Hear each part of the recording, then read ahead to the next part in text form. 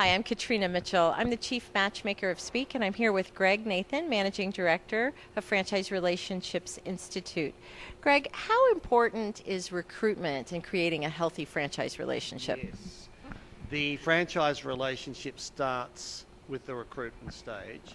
You could look at franchising either as a noun, it's something you sell, like a house, or you could look at it as a verb, which is something you do.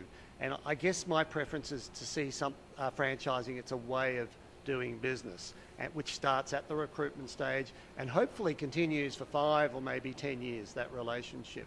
So getting the recruitment piece correct means we've got more of a likelihood of getting off on the right foot, and I would see that as critical. Great, thank you so much. So, if you were to make a suggestion, how do you get started off on the right foot? How do you even go about it? Sure. I think the first thing is to have some criteria of the sorts of things you're looking for in candidates. And of course, money is important, making sure that they're not borrowing too much and they've got enough capital so they've got a little bit of slack there if the business takes time to ramp up. We also need to look at their expectations. What we've found through our research is that when there's a conflict later on or things don't work out, it usually relates to something that happened during the recruitment process, a promise that was made, people thought they were going to get a certain type of support. So getting the expectations realistic about how much work is involved. We know from our research that franchisees, one of the challenges they have is stress and the amount of hours that they're working, particularly in the first year. So I think it's important they've got the stamina and the health. We should ask about that, and they understand the hours that they're going to need to put in while they're getting the business established. Now, one of the things that you and I have talked about is the importance of community and family support, Yes. and that how significant that is in the success of a franchisee. Can you speak to that? Absolutely.